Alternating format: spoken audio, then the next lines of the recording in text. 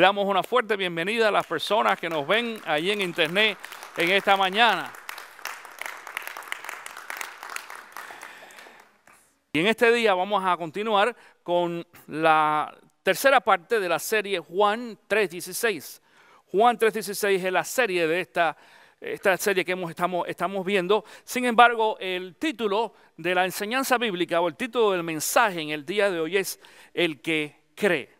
El que cree. Todos ustedes tienen allí en sus boletines, en la guía de estudio, este texto bíblico de Juan 3:16. Los vas a repetir conmigo en esta mañana, como hemos hecho las últimas 2 semanas. ¿Ok? Repite conmigo, que se oiga. Porque de tal manera amó Dios al mundo que ha dado a su Hijo unigénito para que todo aquel que en él cree no se pierda, mas tenga vida eterna. Qué bueno, bien. Para la próxima semana vamos a hacer una tarea y un papelito en blanco allí para que cada uno de ustedes escriba este texto bíblico con la Biblia cerrada, a ver si lo saben de memoria. Así que prepárense. Lo podemos hacer. Es una broma, pero lo pudiéramos hacer. Sería bueno, un buen ejercicio. A ver si en realidad alguien se lo sabe de memoria. Imagínate que yo de pronto diga aquí hoy, dímale Juan 3:16, dime Juan 3:16 de memoria. Dice, ask me. Por falta de tiempo no lo vamos a hacer. Pues sería muy bueno, pero por falta de tiempo no lo vamos a hacer hoy. Pero esperamos que ustedes lo conozcan y se lo aprendan de memoria, porque dijimos desde la primera semana que este es el texto bíblico clave número 1 para todos los cristianos. Lo voy a repetir yo otra vez. Porque de tal manera amó Dios al mundo que ha dado a su Hijo unigénito para que todo aquel que en él cree no se pierda, mas tenga vida eterna. Digo cree porque no es crea. Algunas personas dicen para que todo aquel que en él crea, pero no es crea, es cree. Porque la palabra crea, ¿qué significa? Es futuro, es futuro. El que crea, claro, no es crea de crear, sino de creer. No es el que crea en el futuro, sino el que cree ahora. Y te lo voy a demostrar en esta mañana con el texto bíblico que vamos a utilizar. Porque este es el versículo clave de la enseñanza de esta serie. Pero en el día de hoy vamos a hablar entonces de creer. Por eso el título del mensaje es El que cree. El que cree. Ahora te invito a que vayas al libro de Lucas, capítulo 23. Lucas capítulo 23, donde vamos a ver la enseñanza de esta mañana. Y yo voy a leer de los versículos 39 al 43. Lucas capítulo 23, cuando lo tengas me dicen amén o lo tengo. Y entonces vamos a dar comienzo a la lectura de esta mañana. Dice así Lucas capítulo 23, comenzando en el versículo 39. Dice, uno de los criminales allí colgado empezó a insultarlo. ¿No eres tú el Cristo? Sálvate a ti mismo y a nosotros. Pero el otro criminal lo reprendió. Ni siquiera temor de Dios tienes, aunque sufres la misma condena. En nuestro caso el castigo es justo, pues sufrimos lo que merecen nuestros delitos. Este, en cambio, no ha hecho nada malo. Luego dijo, Jesús, acuérdate de mí cuando vengas en tu reino. Te aseguro que hoy estarás conmigo en el paraíso, le contestó Jesús. Quiero, para aquellos de ustedes que quizás no estén muy relacionados con este texto bíblico, quiero recordarles de que en esta ocasión ya estamos delante de quizás la imagen más cruda y más difícil de toda la historia bíblica, que es la crucifixión de Cristo. Ya Cristo estaba crucificado, ya había pasado por el juicio, ya había pasado por la condenación, ya había pasado por los castigos, ya había pasado también por los azotes. Ya en esta ocasión Jesús estaba crucificado. Pero dice la palabra que estaba crucificado entre dos criminales. Algo muy interesante es de que en algunas versiones bíblicas no los menciona como criminales, sino como ladrones. Y la mayoría de la gente habla sobre los ladrones que fueron crucificados con Cristo. Pero esta palabra criminal, y aquí la versión internacional lo usa así en el versículo 39, dice uno de los criminales allí colgados. Esta palabra enfoca mucho más o encierra mucho más el significado de por qué ellos estaban allí. Quiero darte un dato histórico en esta mañana. Primeramente, las crucifixiones no eran tan comunes o tan seguidas como muchas personas creen que eran. Crucificaban a las personas de vez en cuando, pero específicamente aquellos que eran los criminales o los asesinos más grandes. No simplemente un ladrón. Es posible que este hombre que estaba allí crucificado junto con Jesús, no solamente el de la historia, es decir, no solamente el que se quejó, sino también el otro que defendió a Jesús, ambos quizás hayan estado envueltos en algún tipo de robo. Pero tú sabes también que generalmente para ganarse la muerte había que hacer algo mucho más grande que robar. Por eso estamos hablando de criminales. Ahora, también quiero decirte esto. Una persona criminal no es una persona que mata a alguien necesariamente. Entre nosotros los hispanos, este es un término que se usa mucho de esa forma. Es decir, cuando hablamos de un criminal, estamos hablando de alguien que mató a otra persona.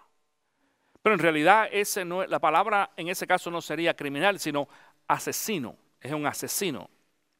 Una persona criminal es una persona que rompe la ley de alguna forma y de acuerdo a la ley establecida en donde esa persona viva. La ley va a determinar si el delito que tú cometes es un delito menor o un delito mayor. Hay delitos menores que se pagan con quizás menos tiempo de cárcel o con una multa o con cierto castigo. Hay delitos mayores sin llegar a ser necesariamente la muerte de una persona, es decir, que tú asesines a alguien, pero sigue siendo un delito mayor, y esos son llamados también crímenes. Es más, muchos hispanos se ponen bravos cuando por primera vez quizás viven en los Estados Unidos y como no están acostumbrados a este tipo de lenguaje, de pronto dejan de pagar alguna deuda o la tarjeta de crédito, o su carro se atrasaron en algún pago y le mandan allí una cartita diciendo que usted es un criminal. Un delincuente también, hablan de esa palabra, delincuente, delinquents. ¿Tú estás fijado? Y la gente se pone brava y enseguida va a ir al banco. Yo no soy un delincuente, yo no soy un criminal. Bueno, es que esa es la terminología legal que se utiliza también, sin llegar a ser un asesino. Porque rompiste un pacto, rompiste un compromiso. También se ve a la luz de la Biblia. Como quiera que sea, estos dos hombres habían sido juzgados para morir allí en la cruz, con un tercero que no aparece en esta escena. Y ese tercero se llamaba Barrabás, correcto, Barrabás. La historia nos los cuenta, no solamente la historia bíblica, la historia secular también. Nos dice la historia secular de que Barrabás era uno de los criminales más temidos en Jerusalén en aquel tiempo. Si aquellos de ustedes, por ejemplo, que vieron allí la película La Pasión de Cristo, cuando presentan a Barrabás, lo presentan un tipo muy grotesco, desagradable, su mirada, su físico, su forma de caminar y demás, muy, muy desagradable. Por el otro lado estaba Cristo Jesús, que Cristo Jesús no era un criminal, no había estado preso, en ningún momento estuvo preso, no rompió la ley, no cometió ningún crimen, no hizo nada malo, pero entre los judíos y los romanos querían deshacerse de Jesús. Los romanos porque Jesús decía de que él era el rey de los judíos, y los romanos cualquier tipo de insinuación de carácter político era una amenaza para su gobierno. Y los judíos porque no podían aceptar que aquel que se decía llamar rey de los judíos era un hombre que no venía de una clase económica o política alta. Pero encima de eso también no podían aceptar de que Jesús decía que él era el Hijo de Dios. No solamente que era Dios, sino que era el Hijo de Dios. Eso, más unas cuantas cosas más que podemos ver en la historia bíblica, hicieron que tanto romanos como judíos decidieran acabar con Cristo Y la gran oportunidad era esa, pero habían solamente 3 cruces. Y tenían a 4 personas que querían eliminar ese día. Estaban los 2 hombres, los 2 criminales que vemos en esta historia. Estaba Barrabás y estaba Jesús. Y dice el texto bíblico de que estando allí delante del pueblo, se les pidió al pueblo, se les preguntó: ¿a quién prefieren ustedes que crucifiquemos? ¿A Barrabás o a Jesús? Y los judíos fueron capaces de expresar y decir: dejen libre a Barrabás y que muera mejor Cristo. Es decir, era mejor tener a un criminal suelto en la calle, pero que Cristo muriera. Esa fue la única razón por la cual hubo espacio en la cruz para Cristo. Y vemos ahora en esta escena a Cristo Jesús clavado ahí en la cruz con estos 2 hombres a su lado. Ahora vamos a ver también que, y quizás para aquellos de ustedes que toman notas, vas a tener la oportunidad de tomar muchas notas en el día de hoy. Porque una de las cosas que vamos a ver es que ambos hombres tenían perfiles diferentes. Eso es lo primero que vamos a aprender en esta lección. Ambos criminales tenían perfiles diferentes. Uno de ellos es el primero que se queja aquí y le dice a Jesús: si tú eres realmente Cristo, si tú eres el Hijo de Dios, sálvate a ti mismo. Pero dice también: y sálvanos a nosotros de una vez. A lo mejor Cristo se hubiera podido, es decir, no a lo mejor, Cristo se podía salvar a él mismo y los podía salvar también a ellos. Pero si Cristo hubiera decidido salvarse a él mismo y no hubiera salvado a estos 2 hombres criminales, estoy seguro que este criminal, aún que estaba quejándose delante de Jesús, le hubiera dicho de todas maneras: pero yo no voy a creer que tú eres el Hijo de Dios de todas maneras porque tú no me has salvado a mí. Así actúan muchas de estas personas. La otra cosa que nos vamos a dar cuenta es de que de la misma forma de que uno tenía un corazón duro, estaba en contra de Jesús, el otro, de alguna forma, el Espíritu Santo había tocado el corazón de este hombre. Eso pasa entre muchos de nosotros. Eso pasa entre muchos de nuestros amigos. Por eso cuando yo hablo acerca de evangelismo y acerca de predicar la palabra, le digo a la gente: no pierdas el tiempo con gente que no está lista. No pierdas el tiempo con gente que no quiere escuchar. Yo soy de los que aconsejo: pide permiso a la persona a la cual le vas a hablar de Cristo Jesús. Pídele permiso y dile: ¿te pudiera yo hablar acerca de Jesús? Porque si esa persona te dice no, no está lista todavía. Y hay veces que nosotros nos frustramos demasiado hablándole a personas que no han sido tocadas por el Espíritu Santo, aún personas por las cuales nosotros no hemos ni orado. Si tú no has orado por algunos de tus amigos, te quiero decir que es muy difícil que puedas compartir el evangelio con ellos. La oración es uno de los elementos que ablanda el corazón de nuestros amigos y de nuestros familiares. Cuando tú mantienes en oración a alguien y dices: voy a orar por fulano de tal, el que sea, tu familia o tu amigo, voy a orar por esa persona y después le voy a hablar de Cristo Jesús.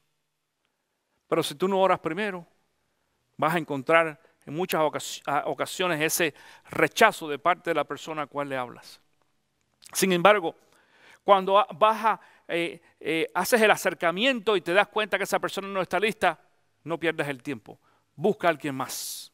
Alguien más, porque déjame decirte, hay muchas personas que están listas para escuchar la palabra del Señor. Aún hay muchas personas que están listas, aún aunque tú no ores por ellos. Ya el Señor los ha preparado en el Espíritu y están sensibles a lo que ellos necesitan escuchar. Este otro hombre que estaba clavado del otro lado de Jesús, dice que enseguida pues le responde a aquel otro que criticó a Jesús y le dice: pero ¿cómo es posible que tú critiques a Jesús, a este hombre en la situación en que está? Me llama mucho la atención, escucha esto, me llama mucho la atención de que en el versículo 40 dice: ni siquiera temor de Dios tienes. Es decir, este otro ladrón o criminal le dice al primero que se quejó: tú no tienes temor de Dios. La Biblia habla sobre el temor de Dios. Temor de Dios no quiere decir miedo a Dios. No estamos hablando de tenerle miedo a Dios. Estamos hablando de tener temor o reverencia, es lo que quiere decir. Respeto a Dios. Saber en realidad que Dios no es lo que mucha gente piensa que es. Nos damos cuenta en esta historia que este primer criminal no veía a Jesús como Dios. Lo veía como ¿qué? Como hombre. Como un hombre común. El otro sí lo veía como Dios. Le dio respeto a Jesucristo. Y algo bien interesante que nos damos cuenta en esta historia es que de alguna forma aquel hombre, aquel otro ladrón o criminal que prefirió no criticar a Cristo Jesús, mostró que él en alguna ocasión, escucha esto, en alguna ocasión, él había escuchado hablar de Cristo. En alguna ocasión. ¿Por qué? Porque de la forma que habla aquí y aún lo que le pide a Jesús, y lo vamos a ver en un segundito, nos indica a nosotros de que este hombre donde estaba preso anteriormente había escuchado hablar de Jesús. Es posible que él solamente estuvo en la cárcel 1 año o 2, pero Jesús llevaba 3 años y medio de ministerio. Es posible que había escuchado hablar de Jesús antes de llegar a la prisión. Sin embargo, a mí no me extraña absolutamente nada que este hombre hubiera estado en prisión aún desde el momento en que Jesús comenzó su ministerio y que no tuvo la oportunidad nunca de ver a Cristo en la calle. Jerusalén no era una ciudad tan grande después de todo. No era ni la cuarta parte de la ciudad donde nosotros vivimos ahora en este momento, y este es un pueblo pequeño. Jerusalén era todavía mucho más pequeño. Pero te voy a decir lo que sucede. Jesucristo fue uno que hizo muchos milagros. Y cuando cuando alguien hace algo diferente a los demás, enseguida, decimos en nuestro lenguaje callejero, se empieza a regar la bola. ¿Tú has escuchado eso? Pero sin embargo, Jesús no era cualquier persona. Porque la palabra dice que Jesús le dio vista al ciego, le dejó o hizo que el cojo, el paralítico caminara, le levantó a Lázaro de la tumba, sanó también a los leprosos. Hay una multitud de milagros que la palabra se refieren acerca de Jesús, y aún dice el apóstol Juan que no todos los milagros y las cosas que hizo Cristo Jesús están escritas. Dice la misma Biblia de que si se fueran a escribir, así dice, todas las cosas que Jesús hizo durante 3 años y medio no alcanzarían todos los libros del mundo. Digo esto porque de alguna forma en la prisión donde estaban estos hombres, no es solamente estos 2 que estaban clavados, sino también Barrabás. En la prisión, la gente sabía que había un hombre afuera que se llamaba Jesús que hacía milagros. Y que se decía también llamarse el Hijo de Dios o el Mesías. Yo pienso en algunas ocasiones, ¿qué habrá pasado con Barrabás? Este hombre que le perdonaron la vida. Pero no solamente que le perdonaron la vida fácilmente, sino que alguien tomó su lugar. Es posible, no sabemos, la historia no nos lo cuenta, es posible que Barrabás en algunas ocasiones se haya rendido a los pies de Cristo. Es posible. A lo mejor no. Pero si no lo hizo, déjame decirte, yo soy de los que pienso de que Barrabás va a ser la primera persona, o fue ya, la primera persona en fila para ser juzgado delante de Dios. ¿Sabes por qué? Porque fue física y personalmente por quien Cristo tomó su lugar. Cristo tomó el lugar por ti, por mí también. Pero ¿entiendes lo que yo estoy tratando de explicar en esta mañana? Barrabás era el que tenía que morir en ese momento, literalmente, y Cristo murió por él. Así que si no tuvo la oportunidad o el deseo, la oportunidad se lo tuvo, pero no tuvo el deseo o la decisión de creer en Cristo y aceptarlo y recibirlo como su Señor y Salvador también, el castigo para Barrabás quizás sea aún mucho más fuerte que para otros. Ahora, hay otras cosas que nos indica aquí este texto bíblico, porque mira lo que dice en el versículo 42, después de que este hombre le dice al otro ladrón, no te burles de este hombre, tú no tienes temor de Dios. Mira lo que dice el versículo 42. Luego dijo, Jesús, acuérdate de mí cuando vengas en tu reino. Jesús, acuérdate de mí. Me llama mucho la atención de que este hombre no le dice a Jesús, Señor Jesús, yo reconozco que soy un hombre pecador. Esto no es lo que dice. Porque eso es generalmente lo que nosotros tratamos de decir a las personas que digan en la oración de fe. No que esté mal, no estoy diciendo que sea incorrecto. Pero en esta ocasión, este hombre no tuvo la oportunidad de decirle a Jesús o hacer una confesión de fe en el sentido de decir, Señor, yo creo en ti y estoy arrepentido de mis pecados. No, eso no fue lo que dijo.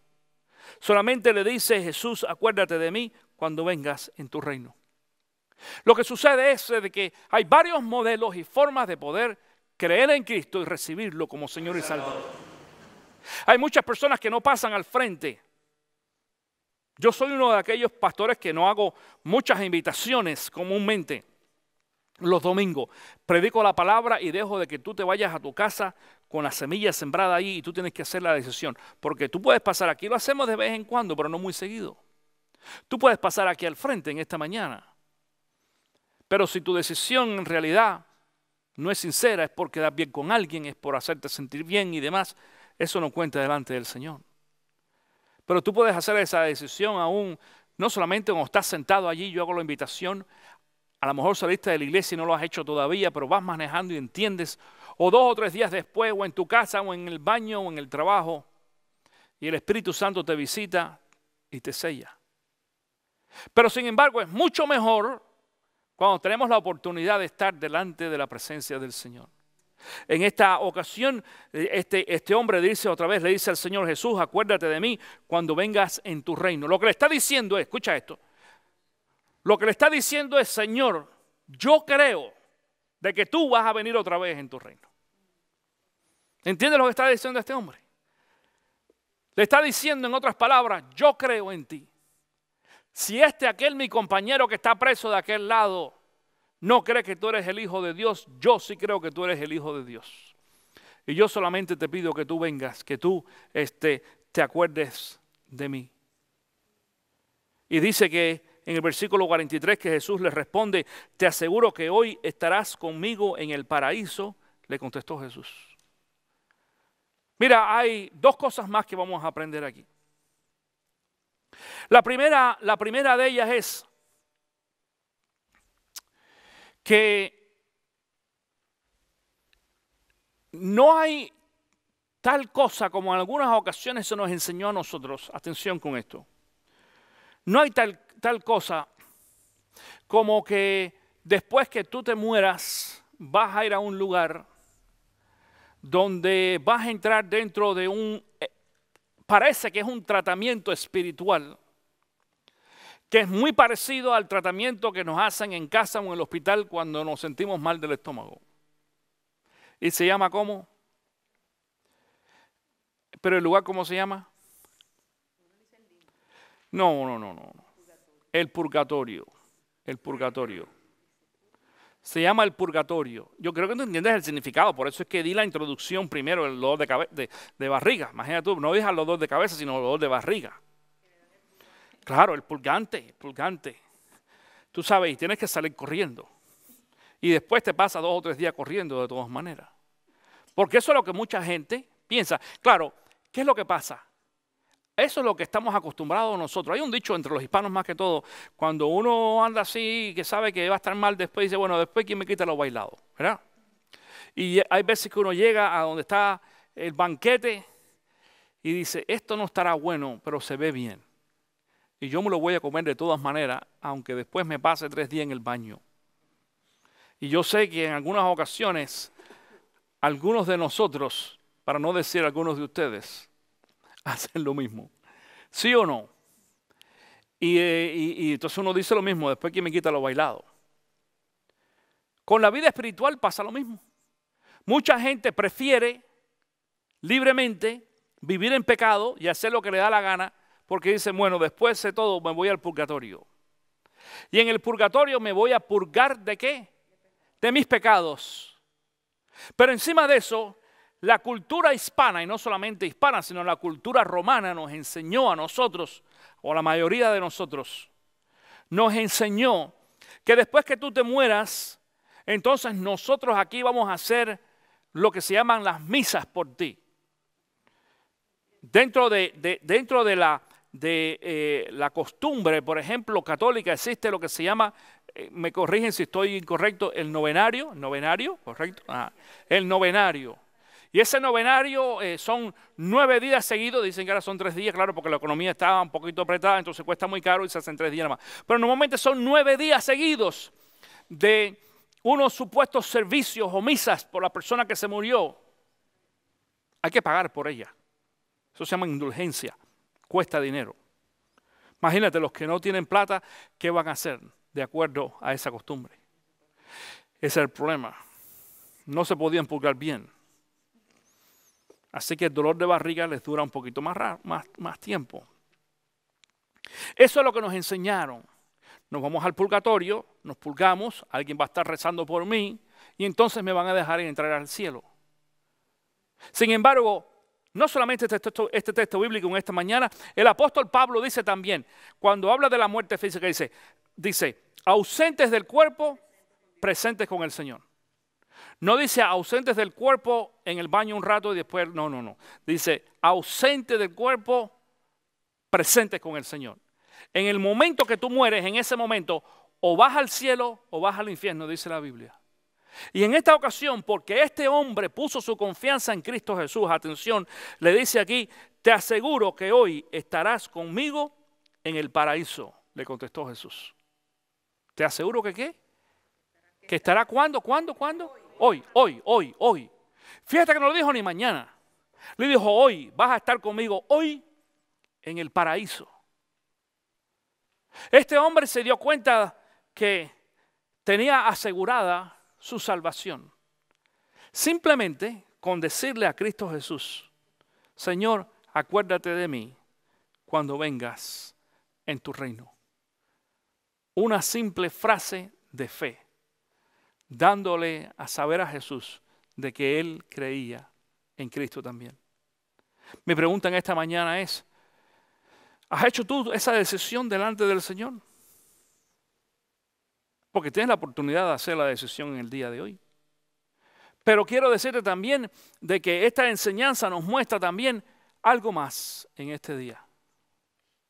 Y es que no hace falta hacer ningún tipo de obra para probarle a Dios que nosotros estamos arrepentidos. En esta semana, ahora pasada que estuvimos allí en el servicio en la prisión, compartíamos ahí con estas personas que nos escuchaban sobre este tema, porque muchas de las mujeres que estaban allí, esto es una prisión de mujeres, ellas piensan y están buscando de Dios, ¿ok?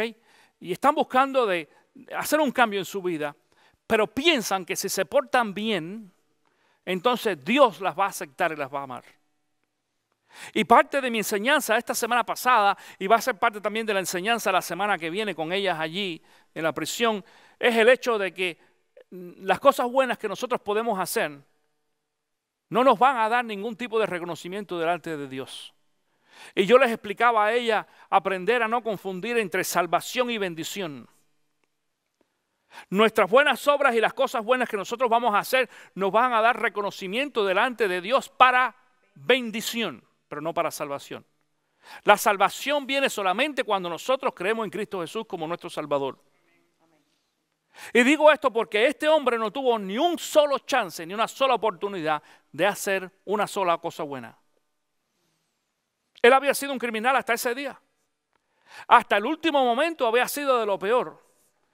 No hubo ni una sola oportunidad para aquel hombre. Jesús no le dijo, cuando él le dice, acuérdate de mí cuando vengas en tu reino, Jesús no le dijo, bueno, pero yo no sé si en realidad tú has cambiado. Tú sabes que eso pasa mucho entre los matrimonios.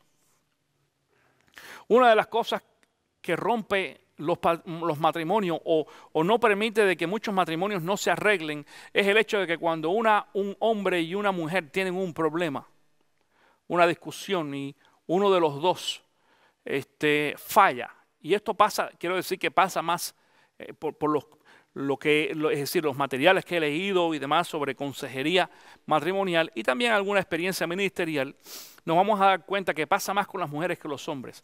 Las mujeres son más desconfiadas que los hombres.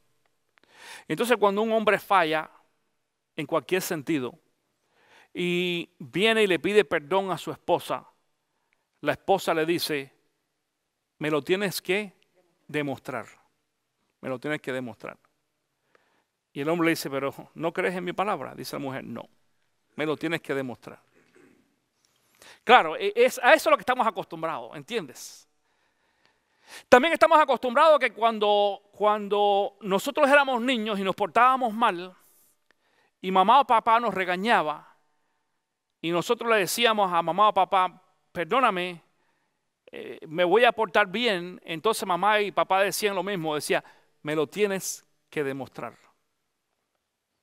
Y como nos han criado bajo ese concepto y esa costumbre de que nosotros con nuestras buenas obras y nuestro buen comportamiento tenemos que mostrar que realmente hemos cambiado o nos hemos arrepentido o hemos decidido de ser diferentes. Y eso es lo que va a hacer que mi papá o mi mamá me bendiga, lo confundimos con me ame.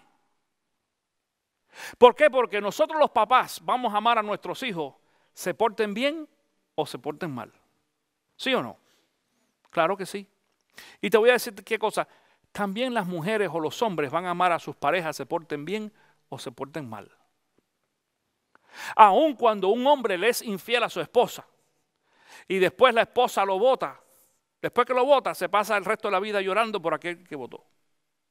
Ay, mira, aquel desgraciado que se fue, que me fue infiel. Pero ¿por qué lloras tanto si ya lo votaste? Entonces te das cuenta que es un poco más de el coraje y el rechazo y perdió la oportunidad de perdonar a alguien y de ser feliz con ese hombre o con esa mujer. Ese no es el caso con Cristo Jesús. Porque Cristo Jesús conoce nuestro corazón. Y cuando nosotros le decimos al Señor, Señor, yo estoy arrepentido, Jesús no nos pide hacer absolutamente nada para mostrarle de que nosotros estamos arrepentidos. Todo lo que tú y yo podamos hacer, atención con esto, todo lo que tú y yo podamos hacer de buenas obras y cosas edificantes y buenas, de buen comportamiento, no es para mostrarle a Dios nada, es para mostrar a los demás. Y en fin de cuentas, ¿quién le importa al resto de la gente? ¿Qué le importa? Escucha esto. Tu relación con Dios. Dios no le está pidiendo cuenta a nadie. Dios no viene a mí y me dice, oye, pastor, ¿cómo se está portando Tito en la iglesia o fuera de la iglesia? ¿Cómo se está portando Tita? Mira, otra Tita, no son relacionados, pero Tito y Tita. O Tony, o Feliciano. ¿Cómo se están portando? Algunos de ustedes a Feliciano, no sé. Pero Dios no pregunta eso. Dios no dice, ¿cómo? No. ¿Por qué? Porque la relación de Dios es contigo personalmente y Dios conoce tu corazón y Dios conoce tus obras. Nuestras obras, no estamos diciendo en este día que nuestras obras y las cosas buenas no sean buenas, las necesitamos. Es importante que hagamos buenas obras. Es importante que nos portemos bien. Y yo se lo decía a estas jóvenes esta semana. Les decía, ustedes tienen que hacer un cambio. Y ahora que ustedes están aquí en prisión, esta es la oportunidad para que ustedes muestren realmente que han cambiado. Pero no para que le muestren a Dios, Dios lo sabe. Para que le muestren a la sociedad. A mamá, a papá, a sus familiares, aún al gobierno. Que fue después de todo quien las metió ustedes aquí. Pero delante de Dios, ya ustedes con creer en Cristo Jesús y creer que Jesús es el Hijo de Dios y que murió por tus pecados es suficiente para que cada uno de ustedes fueran salvos y no tienen que hacer absolutamente nada para ganar su salvación. Este hombre no tuvo ni una sola oportunidad para mostrar que era salvo. Todo lo que tuvo que hacer fue decirle a Jesús, acuérdate de mí cuando vengas en tu reino. Ahora te quiero decir algo. No pierdas el tiempo y pienses que al final, cuando llegues al fin de tu vida como este hombre, entonces te vas a arrepentir y vas a creer en Cristo y Jesús te va a salvar. Te voy a decir por qué. Número uno, porque esta historia no nos dice a nosotros de que este hombre había vivido toda su vida sabiendo de la existencia de Cristo y sabiendo de la necesidad que tenía de Cristo y decidió no arrepentirse hasta el final, porque él ni sabía, ni remotamente le había pasado por su mente de que el día que él muriera iba a morir crucificado al lado de Cristo Jesús. Él no lo sabía. No tenía ni idea.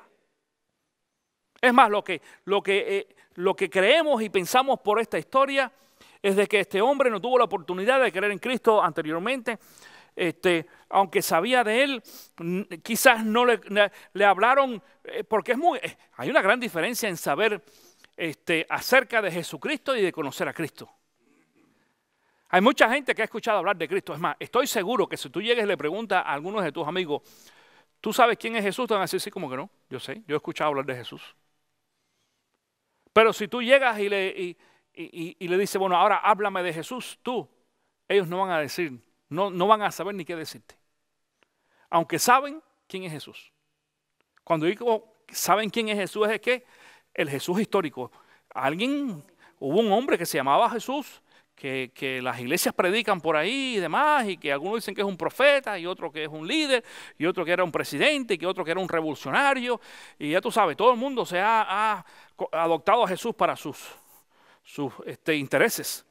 Algunos adoptan a Jesús para el interés espiritual, otros para el político. Hasta los comunistas y los socialistas han adoptado a Jesús, porque dicen que Jesús fue el primer revolucionario. Carlos Marx y Lenin hablaban de Jesús maravillas, increíble. Lo ponían como el gran ejemplo en el cambio social que necesitaba el país. Pero ninguno de ellos dos conocía ni nunca conoció al Cristo Jesús de la Biblia. Digo esto porque entonces tú necesitas acercarse a este Cristo. No esperes al futuro. No esperes a decir un día, ahora que todo está bien, yo voy a vivir mi vida, como dicen muchas personas, yo voy a vivir mi vida, voy a hacer lo que yo quiera. Y después, cuando llegue el momento, ya al final en mi vejez, me voy a arrepentir, voy a creer en Cristo Jesús. Y como la Biblia dice que me perdona, me va a perdonar y soy salvo. Eso dijo un amigo mío, yo recuerdo. Teníamos como unos 15 años cuando lo dejé de ver.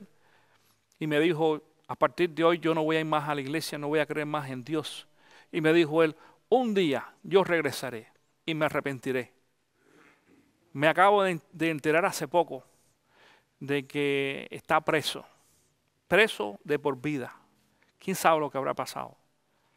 Chances no tuvo ni de regresar a la iglesia. Quizás el chance de sí, de darse cuenta de que necesitaba de Cristo Jesús. Pero para muchas cosas fue tarde para él. Y espero que no sea tarde para ti en esta mañana. Si tú estás aquí en el día de hoy y tú todavía no has hecho una decisión a favor de Cristo Jesús, tú necesitas decirle, oye Jesús, sí Señor, yo también creo en ti. Yo quiero creer en ti y yo quiero que tú te acuerdes de mí el día también que tú vengas en tu reino.